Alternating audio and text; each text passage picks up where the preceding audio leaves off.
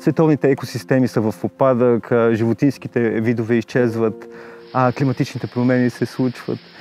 Нашия свят се превръща в едно тъжно място. И най-тъжното е това, че те ни казват, че ние не можем да оправим тези неща като индивид. Съгласен съм, че политиците трябва да направят промени, но знам, че и ние като общество сме основна част от тези промени. И заради това Хумана направи този проект, в който да покаже на хората, че те имат силата да променят света. Стартирахме преди 5 години, през 2019 година, август месец, и вече 5 години творим зеленчуци. Градско земеделие Варна включва 3 градини на 2 локации в града.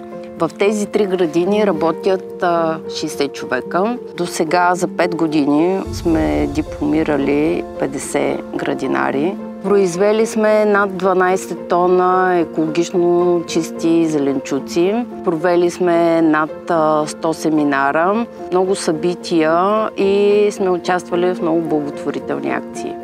Целта е да подкрепим хората. Хумана работи в насока образуване на общности, социална отговорност, отдаденост към околната среда и устойчивост. Здравейте, казвам се Виолета и съм част от Градско земеделие Варна. Този проект е за мен сбъдната мечта. Да съм в градина, да отглеждам зеленчуци. Това е най-голямата ми мечта. Да имам собствена градина. Много съм щастлив да съм тук, да съм част от проекта, да уча нови неща. Аз много неща научих, защото ние почнахме от нулата. В смисъл, ние не сме се занимавали с градинарство. Открих нови растения, които никога през живота си не бях чувала, даже камо ли да съм яла, още по-малко пък да съм отглеждала. А сега са част от нашата кухня. Например, съседите ни по вила, те си пръскат хората с изкуствени торове. А ние същите проблеми ги разрешаваме с биопрепарати, които са абсолютно безвредни. Винаги съм била привърженик на чистата храна и точно това ме доведе тук, защото разбрах, че тук произвежданите зеленчуци са само натурални биопродукти. Аз съм вече дипломиран градинар. Дадаха ми възможност да остана в проекта, за което съм много щастлива. И вече надграждам това, което съм научила, експериментирам и най-важното е, че прилагам наученото на нашето вилно място до Варна. Там също съм сътворила повдигнати лехи и практикувам биологично земеделие. В момента се радваме на краставици, на чушки. Те първа започват всякакви видове люти чушки. Поемам краставици, домати, чери, някакви поедри домати, едни, които ме изненадаха. Имаме си грозде, от което правим вино. После правим и оцет. Днеска това, което ще правя, се нарича зелено торене. Ще сложа за зимата микс от грах, жито и синап.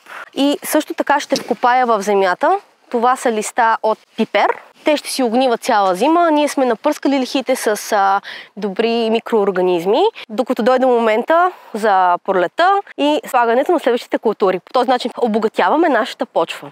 Идеята на цялото наше семейство беше да покажем на детето си какво всъщност се случва в градина, в градска среда. Да можем заедно да засяваме семенца, заедно да берем и да възпитаваме тези ценности в нашето семейство. В градината може да намерим отговор на всички световни проблеми. И това, че ние се отделихме от природата, е проблемът, който ни докара до мястото, което сме днес. Знаете ли, за последните 50 години 60% от всичките животни са изчезнали. Изсичаме гори със скорост 27 футболни стадиона за една минута. Според Обединените нации сме загубили 25% от почвите си. По тези изчисления изглежда, че имаме почви само за още 60 години. Какво ще правим след това? Няма как да продължим по този път. Само в България около 75% от хората вече живеят в градовете. Тези хора имат нужда да се свързват отново с природата. За да ценим природата, за да може да я опазваме с нашето си сърце и душа, ние трябва да я разбираме. И точно това е този проект. Той научава хората как да ценят природата. Нашият проект е вдъхновен от проекти на организацията в Африка и в Европа. Хумана работи в Африка в страни като Замбия, Зимбабве и Малави, съвместно с местните правителства, където в спонсорирани от организацията проекти, така наречените фермерски клубове. Много местни хора се учат да произвеждат храна. Това им помага да се изхранват в условия на недоимък и социални проблеми. Имаме амбиция да разраснем все повече проекти, да направим още градини и това, което ни стимулира да го направим е, че виждаме ефекта от градското градинарство върху живота на хората. В много аспекти той се променя. Не само здравословен, но и социален аспект. Градските градини свързват хората помежду си, подобряват физичното и психичното им здраве. Тук се научих да обичам още повече земята. Благодарна съм, че има тази градинка и че ми дава възможност да съм сред природата и да правя това, което ми харесва, когато не работя. Нямат представа какво е да имаш градина и ако направят тази градина, ще разберат разликата веднага още на първия ден, защото хем чувството е по-приятно да имаш свое нещо, което ти си засадил, ти се грижиш за него като твое дете буквално. Бях в доста лош период от живота си. Бях в депресия и мога смело да кажа, че включването ми в проекта промени моя живот. Това нещо ми помогна. Природата наистина лекува и работата в градината лекува също. Получих знание, получих приятели, получих лечение дори. Допира с земята зарежда. Времето, което прекарваш тук е една терапия, по-моему, и сваля стреса. Свободна съм от грижите, от ежедневието, от шума. Като дойдох в проекта, не съм търсила добив и продукция, а връзката с природата. Важната част от него е връзката с природата, не толкова дори и продукцията. Да се радвам на малкото зрънце, което е поникнало от моите ръце и което е станало ето е такова. Това да виждаш как от едно зрънце израства растението и това е такава радост да виждаш развитието на растенията и да знаеш, че ти си го произвел и че то е чисто, в чиста почва. Това е удоволствието за мен. Всичко е екологично и това се отразява и на вкуса и на качеството на живот включително.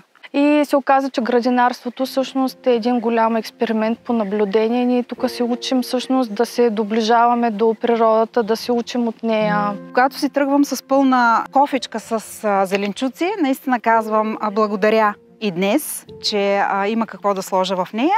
Проекта на Humana People to People, той показва на нас, хората, че ние сме на шофьорската седалка и ние избираме в коя посока да отиде нашия свят. Според мен градските градини трябва задължително да присъстват в дизайна на градовете. Това е едно уместно решение да свържи хората с природата. За да си градинар, това е отговорност. Да запазим семенцата от тези растения, да запазим знанието. Научават се нови умения, стават едни отговорни хора към планетата и града, в който живеят. Колкото повече хора в града могат да се докоснат до такива зелени места, толкова по-устойчив и по-подкрепящ се свят ще имаме. Градината отново сме, отново заедно. Работим ни с усърдие, работим от сърце и майката земя плодовете си на нас, дарява тя на нас своите блага.